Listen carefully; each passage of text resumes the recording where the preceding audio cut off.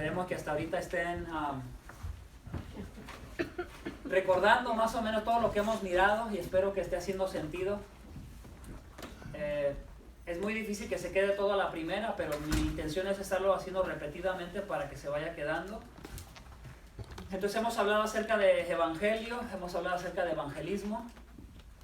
Entonces, si entre más evangelio sabemos, mejor podemos evangelizar, porque se supone que debemos de hablar del evangelio, ¿cierto? Sí. Algunas personas dicen, no, me cuesta demasiado evangelizar. A todos nos cuesta, a mí me cuesta evangelizar, porque a veces cuesta brincar el temor humano que tenemos, a veces cuesta brincar nuestra incapacidad que tenemos, y hay veces es más fácil poner una excusa que ser valiente. Entonces a todos nos cuesta. Pero yo quiero motivarte que tú entiendas que entre más evangelio tú sepas, entre más convencido estés tú del evangelio, menos cosas te van a detener para que lo hables. Y de eso se trata. Entre menos conozcas el evangelio, menos convicción tendrás. Entonces ese es mi deseo en mi corazón, que tú entiendas que el evangelio es lo que te debe de mover e impulsar a hacer las cosas. No un sentido de competencia. Tú te vas a encontrar en una parte en la escritura que Pablo decía que aunque por competencia se predicara el evangelio, al final de cuentas él se gozaba porque el evangelio era predicado. ¿Y por qué él decía eso? Porque él sabía que cuando se predicaba el evangelio, Dios podía salvar. Si no se predica el evangelio, Dios no va a salvar donde no hay evangelio. ¿Se acuerdan que hemos hablado de eso? Entonces tú vas a encontrar muchos grupos religiosos que, aunque sean grupos religiosos y haya personas ahí, si no se ha hablado del evangelio jamás ahí, no hay personas salvas ahí. Dios va a salvar cuando se predica el mensaje del evangelio, porque es el instrumento que él usa. Y así le plació a él, ¿se acuerdan? Lo miramos en Corintios. Lo hemos mirado, en Corintios, en dos partes de Corintios. Lo hemos mirado en otras partes también, donde hemos hablado contenido del evangelio, donde siempre Pablo usa las cartas y habla contenido del evangelio y luego los manda a que obedezcan. Nunca Pablo les mandó que obedecieran sin contenido de evangelio. Hay una parte que la van a recordar, vamos a mirar este ejemplo bien rápido, Colosenses. Abran su Biblia en Colosenses, voy a tocar este ejemplo. Colosenses capítulo 2.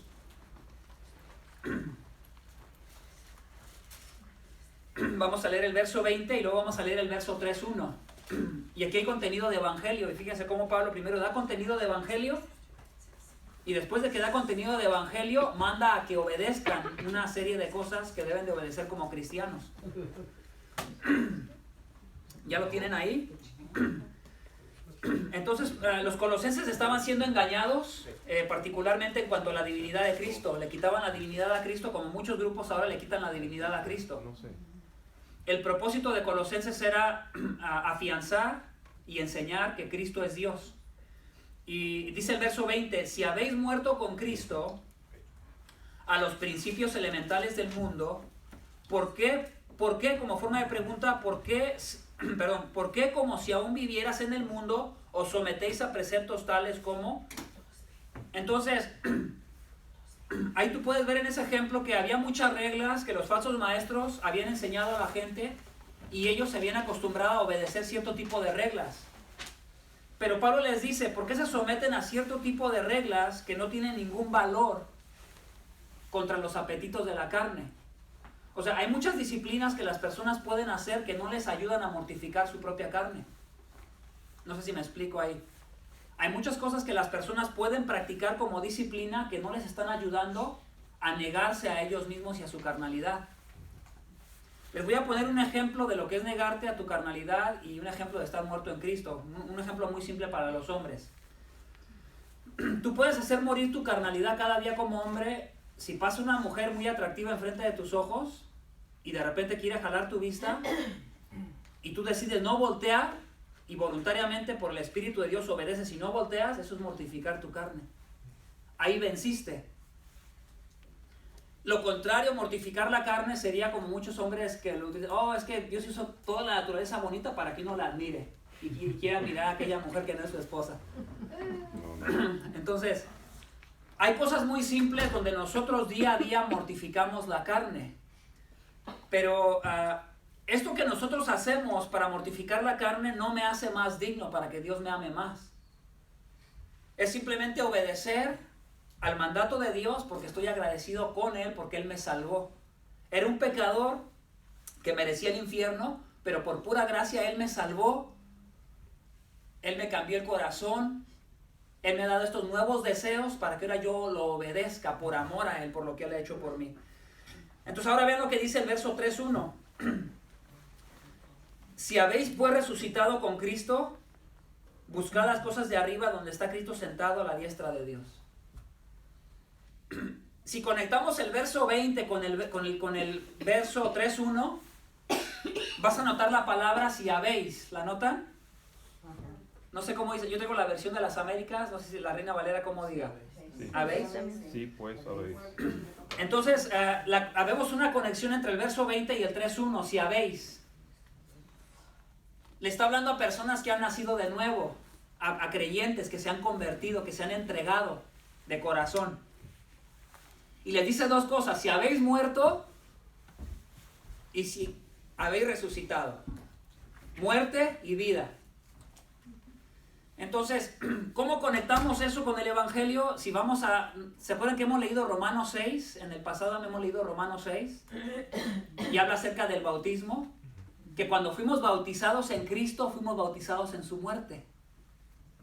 Entonces, todo verdadero creyente que se ha arrepentido de sus pecados, que ha venido a Cristo en fe y que realmente tiene su fe puesta en el Salvador, ese creyente va a comenzar a experimentar deseos de querer morir a sus propios pecados. Y el Espíritu de Dios los produce desde adentro hacia afuera. Y la vida cristiana consiste más en obedecer los impulsos del Espíritu que Él está poniendo dentro de nosotros por estar leyendo las Escrituras y teniendo una relación con Él. Consiste más bien en obedecer los impulsos del Espíritu desde el interior hacia afuera, más que solamente seguir ciertas reglas. Y es ahí donde nosotros poquito a poquito tenemos que ir madurando en este sentido. En cada día nosotros recordarnos el Evangelio.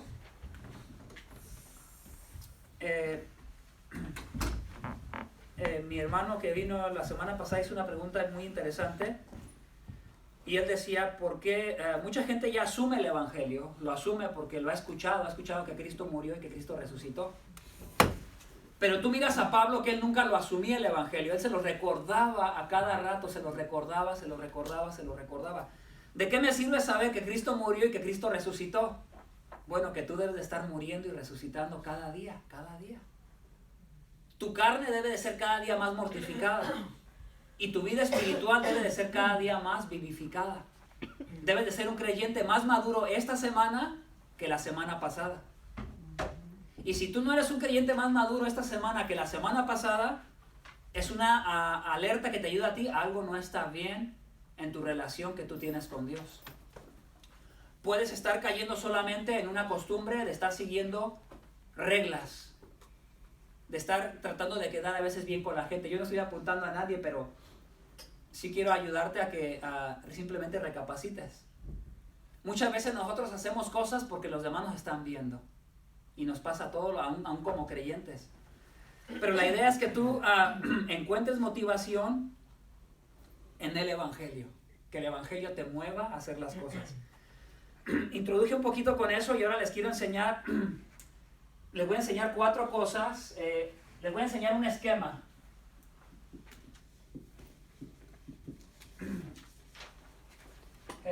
¿Se acuerdan que miramos en Corintios un contenido simple de Evangelio? Y miramos, por ejemplo, Cristo muere,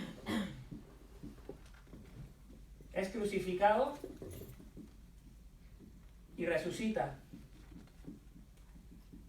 Y eso lo leímos en 1 Corintios 15, ¿sí lo recuerdan? Sí. Ahí hay un contenido de Evangelio, es simple, es muy resumido. Y Pablo le está recordando a los corintios que eran muy mal testimonio, los corintios, y les recuerda, hey, ¿que no se supone que Cristo murió y Cristo resucitó? Y si Cristo murió y resucitó, les dice, ¿por qué todavía ustedes están esclavos de sus pecados? ¿Que no han entendido que Cristo ya murió? El poder del pecado ya fue destruido en Cristo. Si Él está en ti, ¿por qué no estás muriendo a tus pecados? Ese es simple. Lo voy a anotar como algo simple. Simple me refiero a que es muy resumido. Pero ahora nos podemos brincar a un esquema un poquito más amplio del Evangelio. Y si queremos ir al contenido más amplio del Evangelio, tenemos que ir a Romanos. ¿Ustedes saben lo que es una tesis? Ujú. ¿Sí, más o menos o no? El hermano sabe, la escuela más o menos. ¿Alguien ha escuchado la palabra tesis aparte del hermano? ¿Tesis? ¿Sí? Más o menos, ¿qué es? Tuve que preparar varios. Pues es cuando alguien se va a graduar en una carrera y ponen sobre un tema en específico, o sea, estudian sobre eso. Ok, les dejan, es como una especie, es como si fuera un examen, pero a la misma vez involucra escribir bastante. Es como, tú tienes que presentar un argumento en base a lo que estás estudiando y demostrar que eres capaz de manejar el contenido que tú estás presentando a tus maestros. Y ellos van a decir, si lo pudo manejar, no pudiste manejarlo, te reprobamos. O mira, corrige esto. Entonces, tú vas a ver en Romanos una especie de argumento.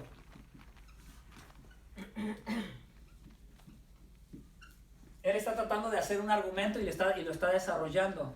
¿Ustedes entienden la palabra argumento? ¿Qué es un argumento? Como un pero, como un... Discusión. Un pero, una cuestión, una discusión. ¿Qué más? ¿Qué piensan los demás? ¿Qué es argumentar? Un pretexto. Un pretexto, una excusa. Una persona trata de convencer a alguien que él está correcto. Un convencimiento. Entonces, lo que está Pablo haciendo en Romanos es un argumento, presentándoselo a unos hermanos que él no ha visto y les quiere, y lo desarrolla bastante bien. Utiliza más o menos 12 capítulos para desarrollar. Si tú lees de Romanos 1 a 12, él desarrolla todo lo que él entiende que es el Evangelio. Y toca muchas cosas. Yo voy a tocar solamente 4. Voy a tocar Dios, hombre, Cristo y respuesta.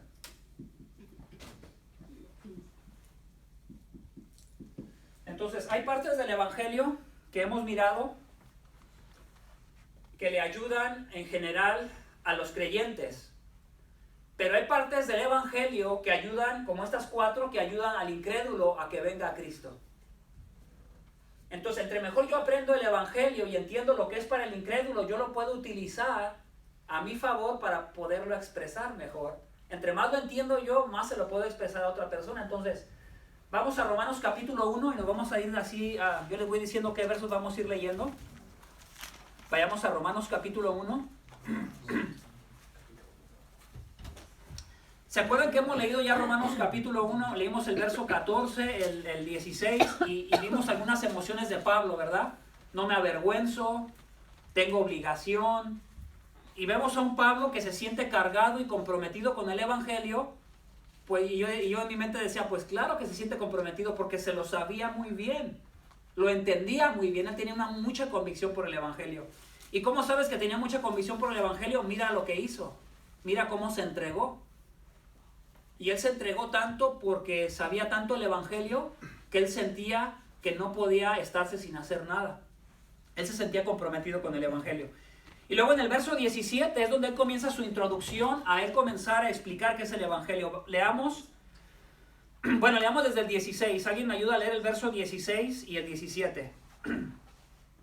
Porque no me avergüenzo del Evangelio, porque es poder de Dios para salvación a todo aquel que cree, al judío primeramente y también al griego.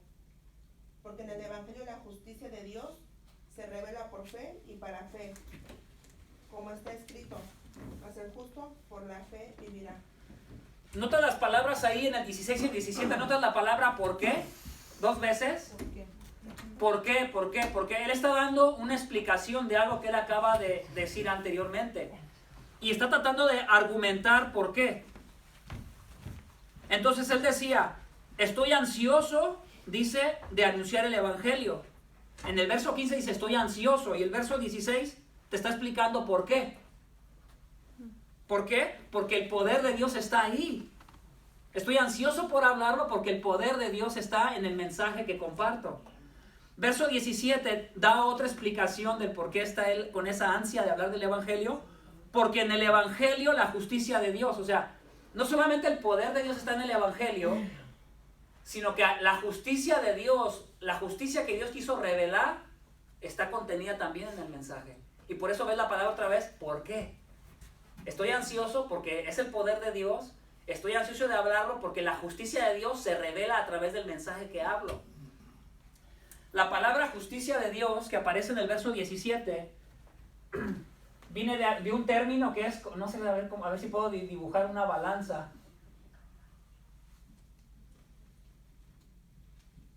Y aquí ponían cosas, ¿verdad? Entonces la balanza, dependiendo de dónde haya más peso, se puede inclinar para acá o para acá. Entonces, el término justicia era que estuviese esto parejo, que la balanza esté completamente balanceada. Y viene de una palabra en inglés que es righteous, que si la tradujésemos al español la podemos decir que es la justicia. Pero a veces la justicia como que la entendemos más como hacer justicia en el sentido como de juzgar o de cumplir las leyes.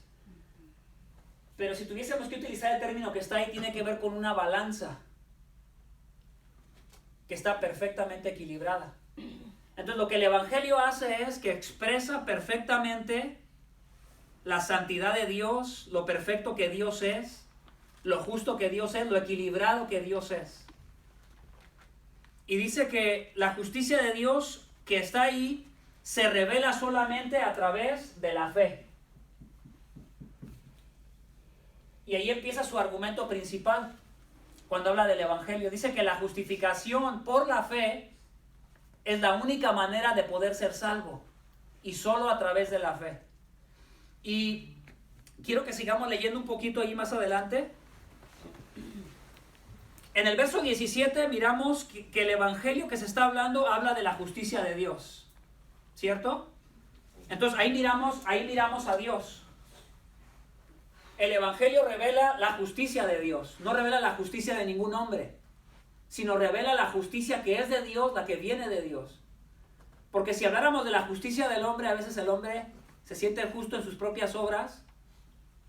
Ayer no sé si han visto los que les gustan los deportes, lo que pasó en un estadio allá en Argentina, ¿vieron las noticias? 2 equipos que son muy famosos en Argentina, que son de pleiteros, cada que se juntan la gente se pone feo, se pusieron como perros y gatos.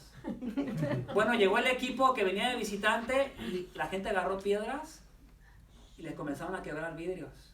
Como 3 jugadores salieron heridos y no pudieron jugar el partido. Entonces, tú miras en la sociedad eso y luego, por otro lado, voy a ponerte un ejemplo diferente. Miras, por ejemplo, a los que cuidan el ambiente o la gente que en sus buenas obras quiere ayudar a hacer obras buenas. Y tú miras los dos extremos, miras cómo a veces el hombre se comporta como perros y gatos y a veces el hombre cómo se comporta como buena persona.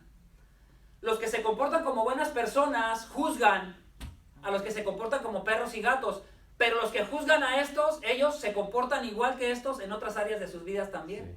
Yeah. Pero toda esta gente, los dos grupos, son el reflejo de la sociedad y reflejan a la humanidad cómo somos los seres humanos. Entonces, esa justicia no es la que Dios habla ahí. La justicia del hombre es a cómo te sientas, a cómo esté el ambiente. Te puedes portar mal cuando quieras, cuando merite justificarte, pero te quieres mostrar bien ante la sociedad que eres buena persona porque haces buenas cosas. No es esa justicia la que habla ahí. La justicia que habla ahí es una justicia de perfección de Dios, donde no hay ningún pecado, donde no hay ninguna malicia, donde no hay nada incongruente. Entonces el evangelio revela esa justicia y esa justicia es una justicia que viene de Dios. Vean el verso 18, sigue hablando de Dios. Porque la ira de Dios. Primero habla de su justicia que se revela por fe y luego se brinca al 18 a su ira. Y hemos hablado de la ira de Dios, ¿se acuerdan? Que mucha gente dice, Dios no se ira. Cuando tu hijo hace algo indebido o cuando alguien hace algo demasiado muy malo, ¿a poco tú aplaudes? ¿Te acuerdas cuando tú te enojas por injusticias? ¿Cómo reaccionas? Hay veces hasta dices, ay, ¿qué me pasó? Me debería de controlar. Entonces, el Evangelio tiene un contenido primordialmente de Dios, de la justicia de Dios, pero un Dios que se aira. Dios no es un Dios que ve el pecado y dice, ay, como si fuera polvo en el piso y lo voy a esconder abajo del tapete, lo voy a esconder, que nadie lo vea. A veces uno pone a limpiar a sus hijos, ¿no? Y vete a limpiar y lo hacen para hacerlo todo fácil, ahí lo esconden.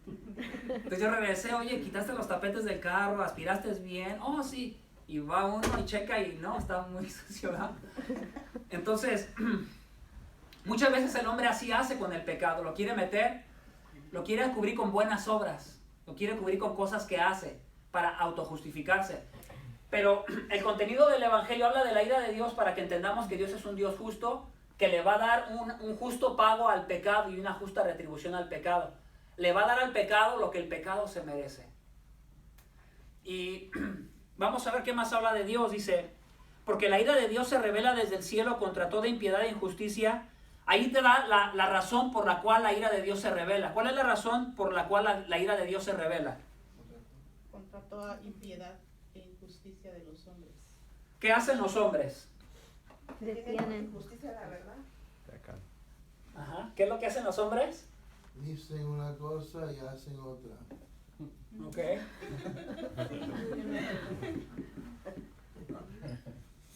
Entonces, miramos que habla de justicia de Dios, habla de ira. Entonces dice que su ira se revela contra los hombres. ¿Por qué razón? Según el verso que está ahí. Porque detienen con injusticia la verdad. Porque detienen. Justicia, la verdad. Restringen, detienen. Uno pudiera decir, oh, yo no soy así. Acuérdate que aquí está hablando en general de la humanidad. Y todos hemos sido parte de esto. No es como que tú eres más bueno que otra persona y tú por eso sí quisiste con Dios y la gente más mala no quiere con Dios. Tú eras igual que cualquier pecador malo también. Entonces la naturaleza de nuestra naturaleza pecaminosa caída es la justicia de Dios, que es solo por la fe. A la gente no le hace sentido. Ay, ¿a poco tú eras un drogadicto y ya de repente cambiaste y Dios te perdonó todo lo malo que hiciste? Nah, qué hipócrita. ¿No han escuchado eso? Sí. ¿No han escuchado eso? No, tú eres un hipócrita porque ¿a poco golpeabas a tu mamá, a tu papá y mataste gente y ahora ya porque ya te sientes muy santurrón porque ya Dios te perdonó? Y a veces la gente hace mofa de algo que es algo bíblico, que la única manera como Dios justifica a alguien es por una fe genuina en el Hijo de Dios que murió y resucitó. Y no solamente una fe que tú dices creer, sino una fe que comienza a manifestar una realidad interna en tu corazón, de que realmente crees en ese Cristo que murió y resucitó y te está produciendo un deseo interno de tú también morir a tu propio pecado. A esa justicia por la fe me refiero. No solo a una fe intelectual, ¿verdad? De que te sabes el conocimiento en tu cabeza. Entonces, vamos a hablar un poquito, ya hablamos de Dios, entonces, si yo tuviera que hablar de evangelio, ¿cuál sería la primera cosa en la que yo me puedo enfocar para hablarle a alguien del evangelio? Dios. Dios. Mis propios problemas que tengo. Entre ti mismo primero, entonces puedes invalidar. Bueno, sí, arreglar nuestra situación con Dios, pero a lo que yo me trato de referir es, bíblicamente, ¿qué es lo que yo puedo utilizar como término bíblico para poderle compartir a alguien el evangelio? Sería Dios. Entre ti mismo primero. Si tú lo has comprendido, tú lo vas a poder dar a otros, sí, tienes razón. El concepto que la gente tiene de Dios, cada quien tiene su propio concepto de Dios, ¿cierto? Cada quien entiende a Dios a su manera. Todos los seres humanos, como tenemos un problema que detenemos la verdad, no nos gusta la verdad del Dios verdadero que es solo por la fe, no nos gusta la verdad de que es un Dios de que se aira. Más bien tendemos a crear nuestros propios dioses, a nuestra propia imaginación, porque esa es la naturaleza de nuestro pecado. Nos lleva a que adoremos un Dios falso y comenzamos a hacernos un Dios al cual nosotros le queremos sacrificar nuestros propios sacrificios. Pero a veces son sacrificios que son placenteros para nosotros. Es un Dios falso porque realmente no está cumpliendo con la justicia del Dios verdadero. ¿Cuál sería la segunda cosa después de que yo le hable de Dios? ¿De qué yo le puedo hablar a la persona? Lo vemos en Romanos. Después de que Pablo habla acerca de Dios, de que es la justicia de Dios y se revela solo por la fe, y que Dios es un Dios que se enoja porque el hombre oculta la verdad, se brinca al hombre, comienza a hacerlo responsable.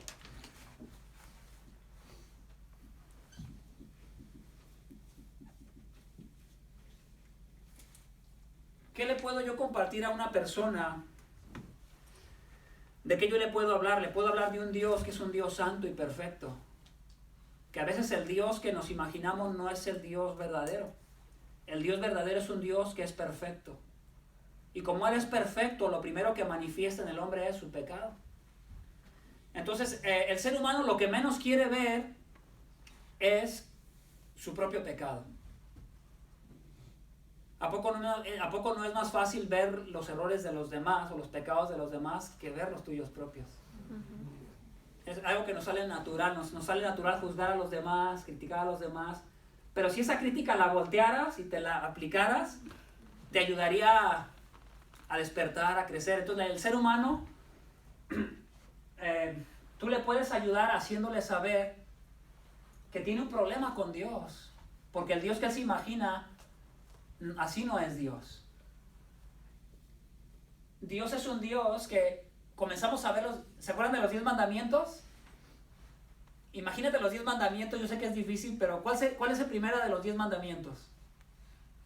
No las sabía sobre todas las cosas. Por ahí va, pero no es así, así no dice. No. ¿Qué dice el primer mandamiento? Que no tendrás dioses ajenos. No tendrás dioses ajenos delante de mí. ¿Y qué es lo que el ser humano hace?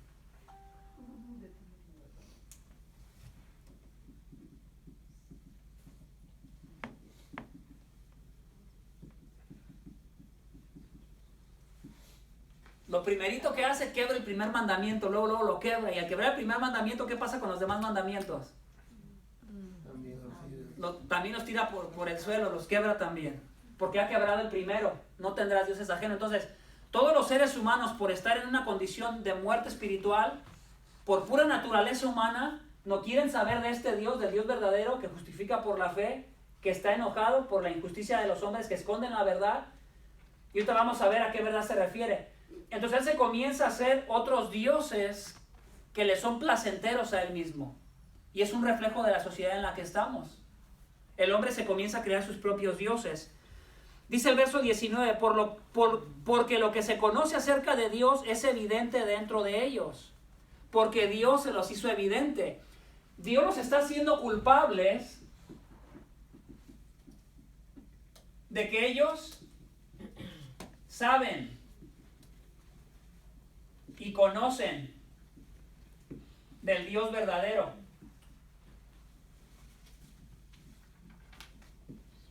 Yo pienso que muchas personas, la mayoría, no saben el evangelismo porque tú estás diciendo ahora mismo, primero uno tiene que buscar en sí mismo los errores antes de evangelizar, porque hace el evangelismo y te conocen, lo estás a repelar, lo estás estás haciendo el reverso del evangelismo, no estás quieren votar de la iglesia porque ven como tú eres.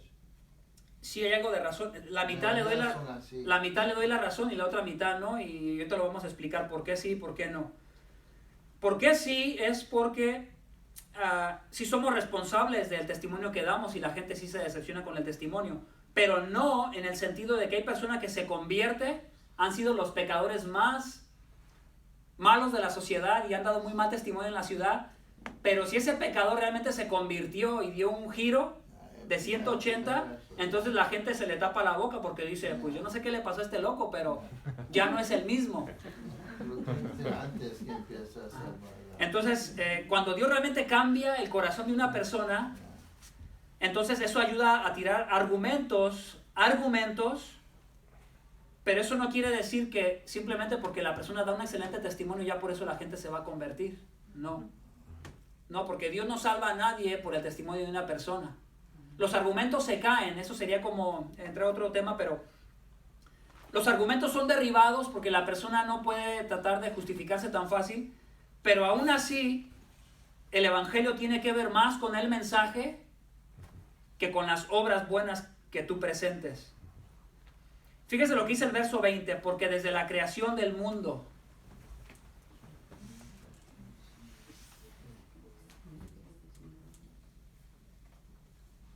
¿de qué le está hablando Dios ahí? De la creación. ¿Y qué es lo que testifica la creación? Ahí en el verso 20. ¿Qué es lo que la creación de la tierra, de los elementos, de todo lo que vemos del universo? ¿Qué es lo que la creación revela? Su poder eterno. Sus atributos invisibles, su eterno poder y divinidad. Dice, se han visto con toda claridad siendo entendidos por medio de la creación. Entonces, todos los hombres quieren detener la verdad que se ha revelado a través de la creación, que todos los hombres sabemos que hay un Dios y que es un Dios justo, que es un Dios de orden, de sentido, de diseño, porque lo ve a través de lo que está creado. El hombre no tiene excusa porque a través de la creación él recibe testimonio del Dios verdadero. Y el hombre se ha empeñado en detener esa verdad y en hacerse sus propios dioses. Veamos, sigamos el argumento que le está presentando. Verso 21. Pues aunque conocían a Dios, no le honraron como a Dios ni le dieron gracias, sino que se hicieron vanos en sus razonamientos y su necio corazón fue entenebrecido. ¿Sí miran cómo Dios está haciendo responsable al hombre? Lo está haciendo responsable porque le está diciendo, a través de la creación te he revelado cierto conocimiento de quién soy. Y a ti no te ha gustado eso, preferiste no darle gracias al Dios verdadero y preferiste, ¿verdad?, hacerte tus propios dioses. ¿Dónde está eso? Síganlo en el verso 22. Profesando ser sabios, se volvieron necios al negar al Dios de la creación y cambiaron la gloria del Dios incorruptible, cambiaron la gloria del Dios verdadero que no es corrupto por una imagen en forma de hombre corruptible, de aves, de cuadrúpedos, de reptiles, y comienza a hablar acerca de la idolatría. Y el hombre en su naturaleza pecaminosa prefiere esto que al Dios verdadero, al Dios de la creación. Prefiere fabricarse su propio ídolo al cual él adorar. Y es ahí donde todos los seres humanos digan que crean en Dios o no creen en Dios. Tienen suficiente evidencia. Entonces, nosotros, nuestro punto no es ir a la gente y tratar de argumentar con ellos que Dios sí existe. No necesitamos argumentar en eso porque ellos saben que Dios existe. ¿Sí me explico? Sí. No es el punto a discutir. El punto a discutir es quién es ese Dios en el cual tú crees como cristiano. ¿Cómo es ese Dios en el cual tú crees? Si ese Dios en el cual tú crees es un Dios que se encarnó, se hizo hombre y murió en una cruz y resucitó, ¿qué implicaciones tiene eso para tu vida? Bueno, que tú debes de estar muriendo continuamente a tu pecado. Y que ese Dios que te pide, que ese Dios que te hace morir a tu pecado, nos ha dado una comisión. Que vayamos por todo el mundo y prediquemos el Evangelio y hagamos discípulos, bautizándolos en el nombre del Padre, del Hijo y del Espíritu Santo. Entonces, tenemos una encomienda, ¿verdad? Una labor que hacer. Y mi deseo es poderte ayudar, ¿verdad? No confundirte tanto con esto, pero sí ayudarte. ¿Qué cosas tú te puedes enfocar para hablarle a la gente acerca del Dios verdadero? Un Dios que es un Dios justo. Un Dios que justifica solo por la fe. Dios no va a justificar a nadie por sus obras porque crean que son buenas personas. Si una persona te dice, no, que yo no he hecho nada malo. ¿Qué tú puedes utilizar para ayudarle a una persona que se siente que es demasiado buena? ¿Tú qué puedes utilizar para ayudarle a que él no se vea tan bueno como él piensa que es? ¿Qué creen que podamos utilizar? Los mandamientos. Los mandamientos de Dios, la ley de Dios. ¿Cómo es la ley de Dios? Refleja el carácter de Dios. Perfecta. Es perfecta. Nosotros podemos utilizar la ley de Dios para ayudar a la persona a que se examine un poquito y no se crea tan justo como él es. Por ejemplo, vean Corintios, 2 Corintios, capítulo 3. Vamos a darle una lectura, como dicen, como abuelo de pájaro.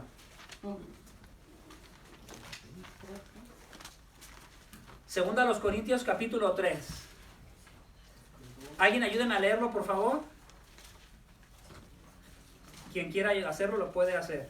Comenzamos otra vez a recomendarnos a nosotros mismos, o tenemos necesidad de algunos, de cartas de recomendación para vosotros, o de recomendación de vosotros. Nuestras cartas sois vosotros escritas en nuestros corazones, conocidas y leídas por todos los hombres, siendo manifiesto que sois carta de Cristo expedida por nosotros, escrita no con tinta, sino con el Espíritu de Dios vivo, y no en tablas de piedra, sino en tablas de carne del corazón.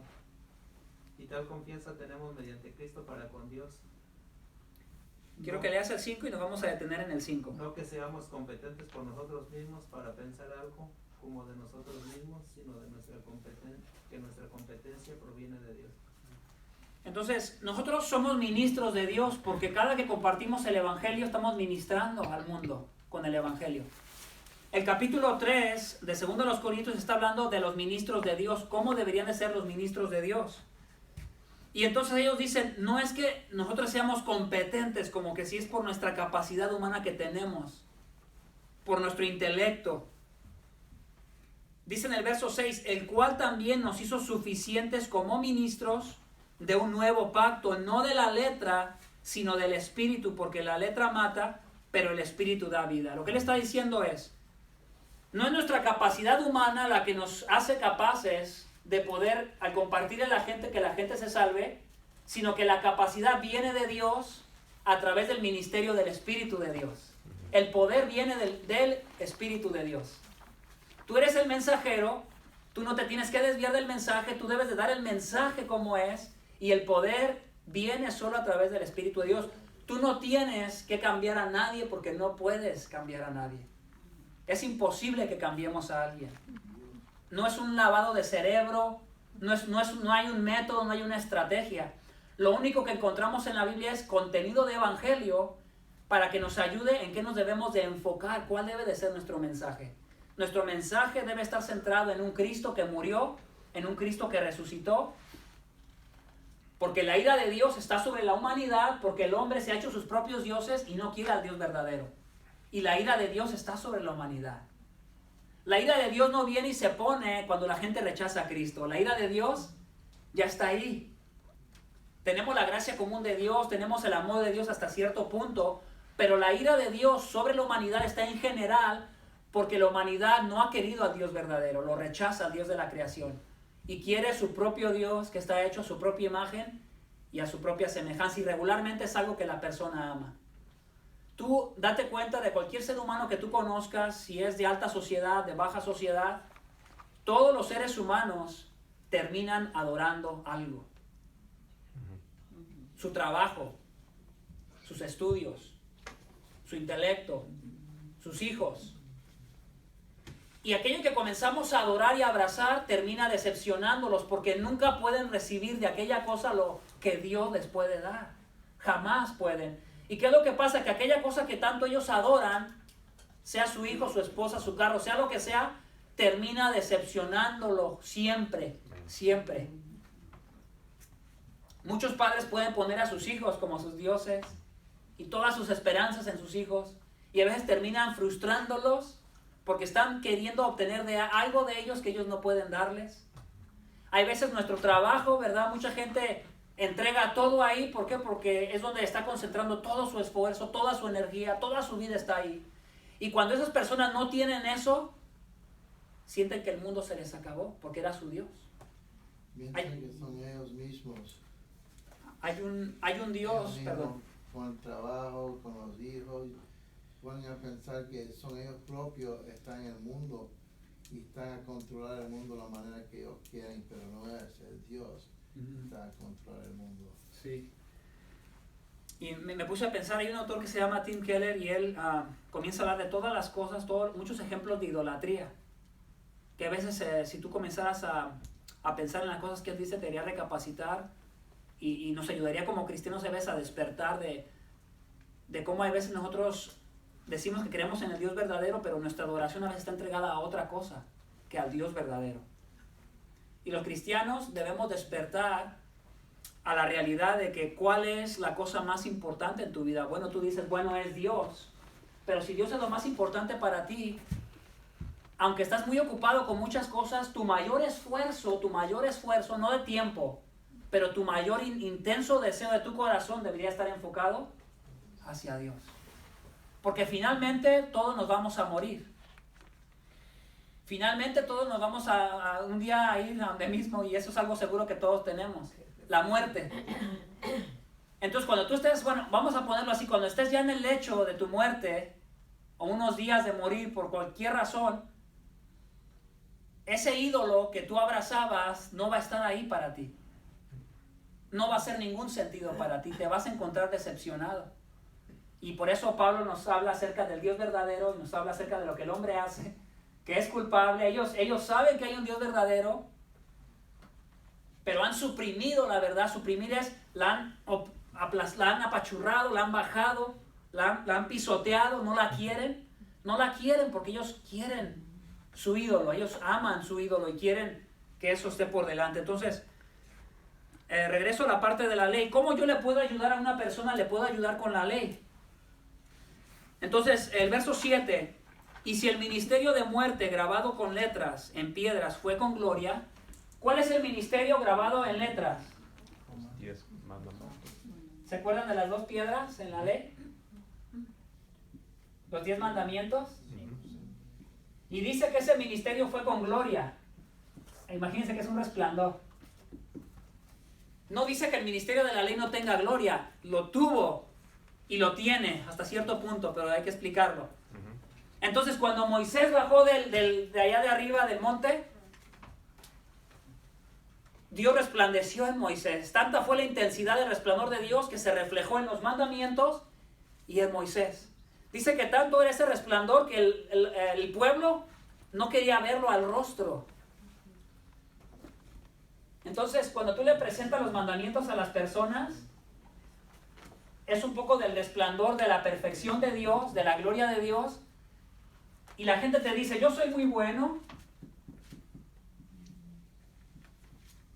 Nosotros sabemos que eso no es cierto. Porque si vamos a uno de los mandamientos, por ejemplo, no mentirás, vamos a uno de los más simples, si le podemos llamar así, aunque no es simple, pero uno de los más sencillos para la gente. No mentirás. Tú le puedes decir, ¿cuántas veces tú has mentido? Ah, pues quién no. Entonces, ¿a qué te refieres tú cuando dices que eres bueno? Porque a veces las personas, o sea, tú le puedes ayudar a la persona a que piense un poquito, que entienda a qué se refiere cuando él dice que él es bueno. A los hombres es muy fácil llevarlos al mandamiento, no codiciarás a la mujer de tu prójimo. Y los hombres te dicen, ah, pues quién no. Entonces tú le ayudas, ¿a qué te refieres con que eres bueno? Si has quebrado absolutamente todos los mandamientos de Dios. Entonces el resplandor del ministerio de la ley es ayudarle al hombre a que vea que no es tan bueno como él piensa. Cuando Dios le dio la ley a los judíos, no se las dio porque Dios pensara que ellos tenían la capacidad de cumplirla. Les dio la ley para que ellos dijeran, me necesitan porque la ley les enseña que son bien pecadores.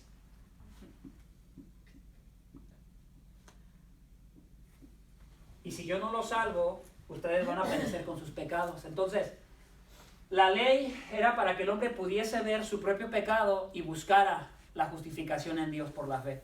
Para que el hombre viera que en su propia capacidad no puede salvarse, que necesita a quien nos salve, a un Salvador. Y ahí es donde regresamos a la justificación por la fe. Vean, terminemos un poquito esos versos. Verso 7. De tal manera que los hijos de Israel no podían fijar la vista en el rostro de Moisés. ¿Se entienden por qué no podían fijar la vista en el rostro de Moisés? por causa de la gloria de su rostro que se desvanecía. Dice que la gloria de los 10 mandamientos se desvanecía. Y voy a terminar de leer ahí para explicar eso. Dice, se desvanecía, ¿cómo no será aún con mayor gloria el ministerio del Espíritu? Entonces, el ministerio de la ley se tiene que desvanecer para que venga lo que es más perfecto.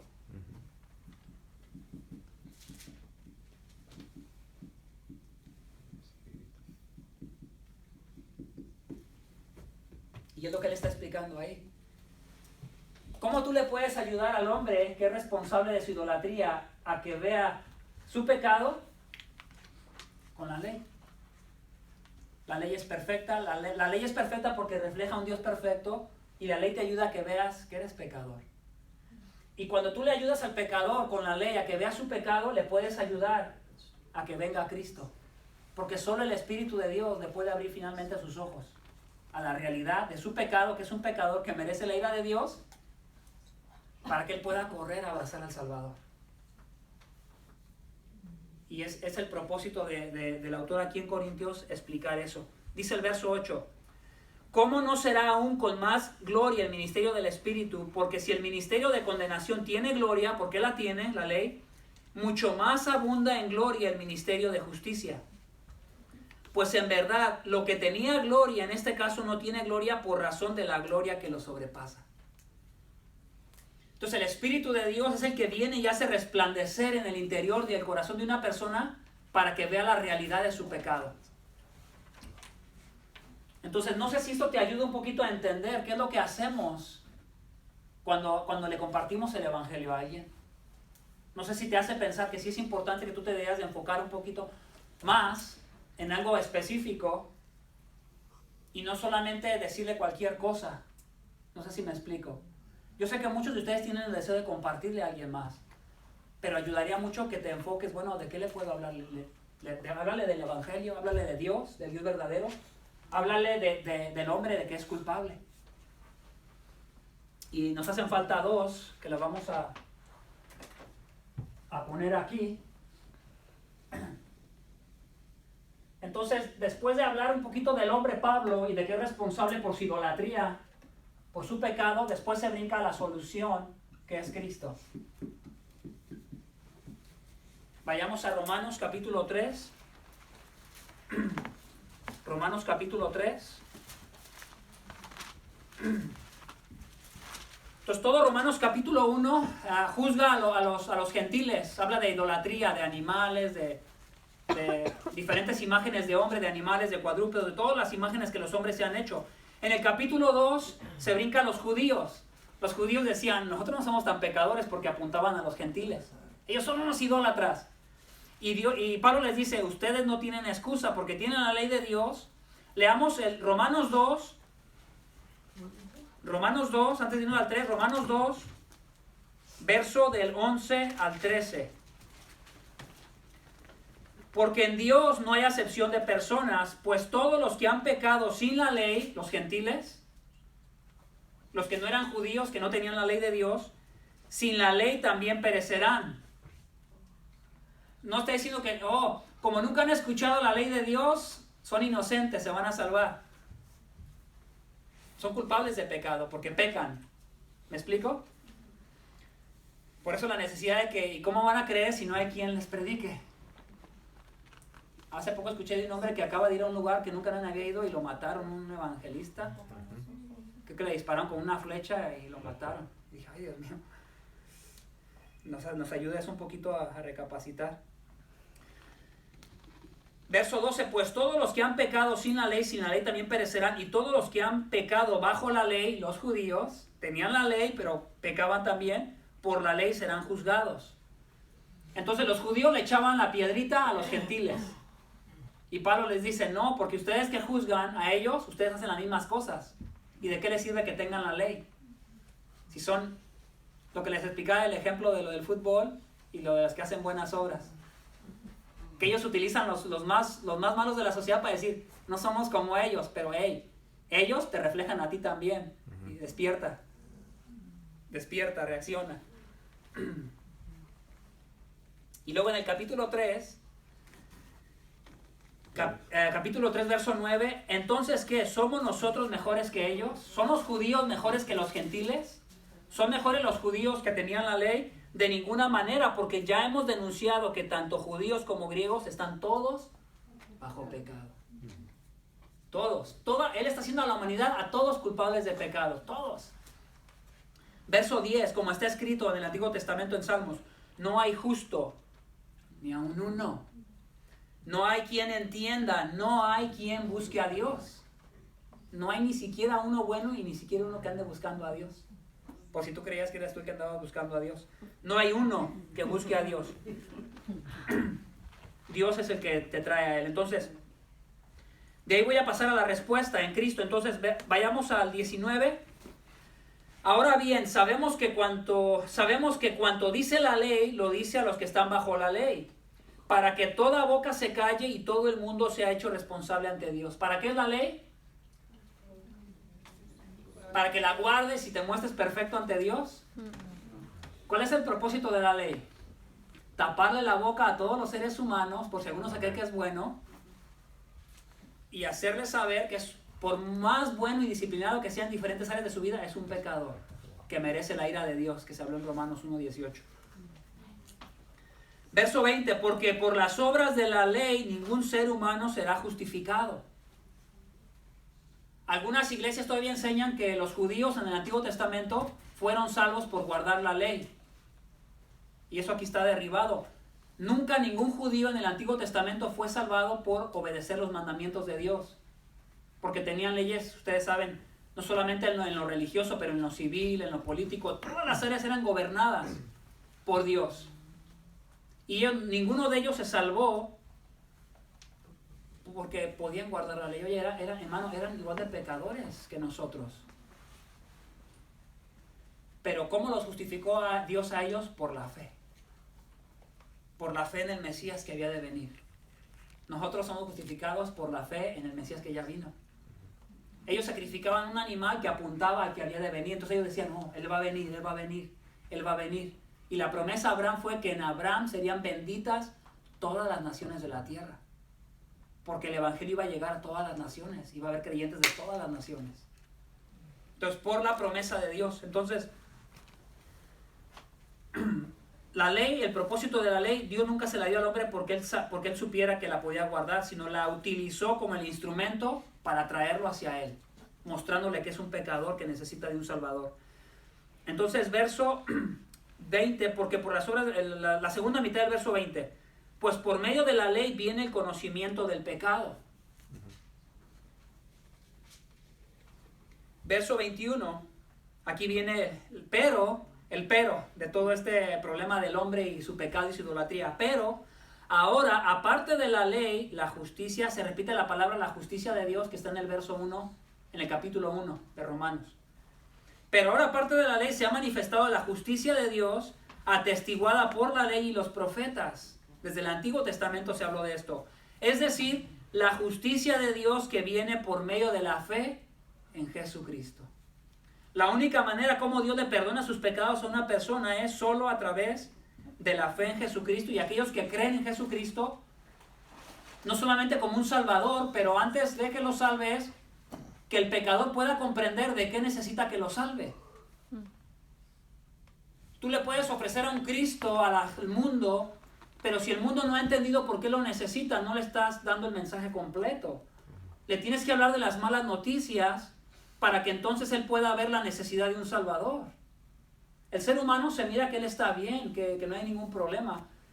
Tu mensaje de buenas noticias tiene que incluir, es un mensaje de buenas noticias que habla primero de las malas noticias. Y luego vienen las buenas noticias. Se escucha como algo repetitivo, pero el buen mensaje primero presenta las malas noticias. Es un buen mensaje con malas noticias primero y con buenas noticias al final. Pero tiene que haber malas noticias para el pecador, porque si no el pecador no mira su necesidad de venir al Salvador. Por cuanto todos pecaron, verso 23, y no alcanzaron la gloria de Dios, todo el mundo y los judíos, siendo justificados, fíjate, siendo justificados gratuitamente por su gracia, por medio de la redención que es en Cristo. Entonces, en Cristo, ¿verdad? Tenemos la solución. Él muere por el pecador, para que el pecador se arrepienta. Él resucita para que tenga nueva vida. Pero esta realidad solo se comienza a mirar en los que creen. En los que creen, en los que están respondiendo, Entonces yo quiero que entiendas que cuando tú te concentras un buen tiempo y le quieres compartir a alguien, más que solamente ganarle una discusión ahí en la calle, que tú puedas tener la intención de decirle, mira, un día quisiera leerte Romanos del 1 al 4. ¿Te gustaría leer la Biblia conmigo? Te quiero leer Romanos del 1 al 4. O te gustaría, mira, quiero leerte el libro de Marcos. ¿Te gustaría? Y aunque tardes 2-3 meses en leérselo, que tratáramos de hacer compromisos más profundos con la gente, una amistad, una intención más clara con la gente, más que solamente decirles, oh, vine a compartir el mensaje del Evangelio y ya acabé, bye. Como si no tuviesen ninguna intención por la persona, ¿verdad? Como que si solo se tratara acerca de cumplir y ya. Me gusta lo que dice este autor, termino con esto. La cuarta es respuesta, que está muy relacionada con Cristo, pero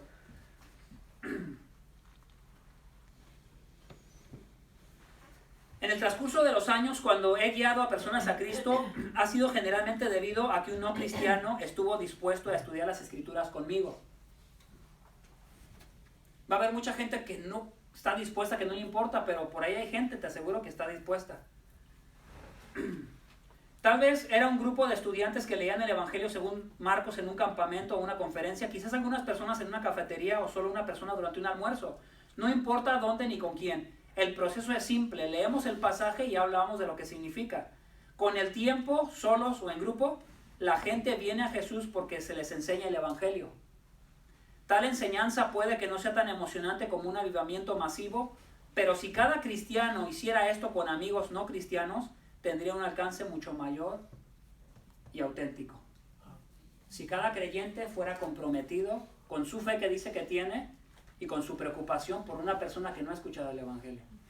Entonces todo lo que te expuse es para que tú entiendas qué es lo que tú le deberías de compartir. Y ese contenido, aunque no te lo sepas, está en la Biblia y tú lo puedes utilizar. Deja que sea el Evangelio lo que salve a una persona, o que sea el Evangelio lo que la persona rechace. ¿Verdad? Que no seas tú, sino que sea el Evangelio. Y él toca dos cuestiones, dice, un Evangelio reducido y un Evangelio hinchado, lo que a veces nosotros hacemos con el Evangelio. A veces hacemos el Evangelio demasiado pequeño al pensar que este solamente nos salva. Muchos decimos, oh, Cristo ya me salvó, pero no estamos interesados en obedecer el Evangelio. Como si se tratara solo de un seguro contra incendios, o sea, solo cuando tengas problemas, sin comprender las implicaciones que tiene para toda nuestra vida. Ese sería un evangelio reducido, que es un evangelio liberal, que no sería el evangelio verdadero. Y después un evangelio hinchado. A veces hacemos el evangelio demasiado grande cuando decimos que lo es todo. Esto lo hacemos cuando pensamos que somos salvos por la fe y por las diversas implicaciones del evangelio. Por ejemplo, algunos cristianos dicen que somos salvos por la fe y por las buenas obras. Le comienzan a agregar cosas al evangelio para poder ser salvos. Y no debemos de confundir eso, ¿se acuerdan? ¿Las buenas obras son necesarias, sí o no? Sí. Sí. Pero, ¿dónde aplican las obras? Son respuestas. Son el resultado de tu fe. Son la respuesta de haber creído. No es al revés. El sistema del mundo, ¿cómo es?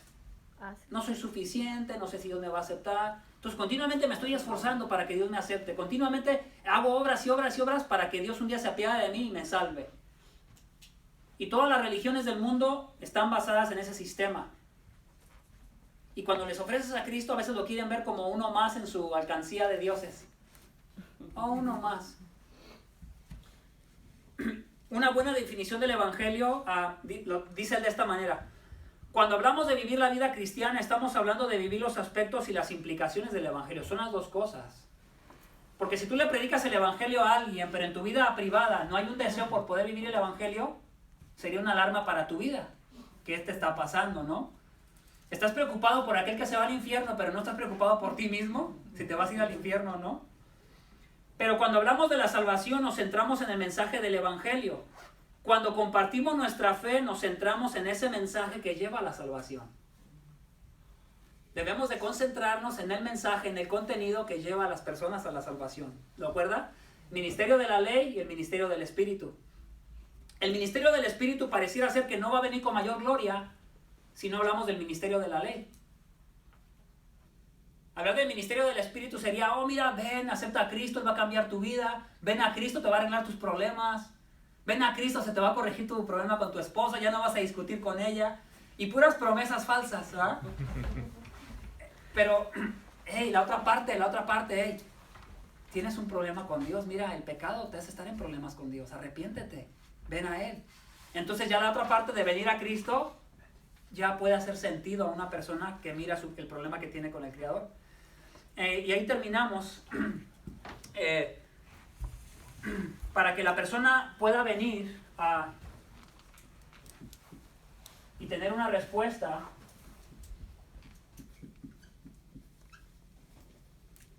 es más que solamente decirle, invita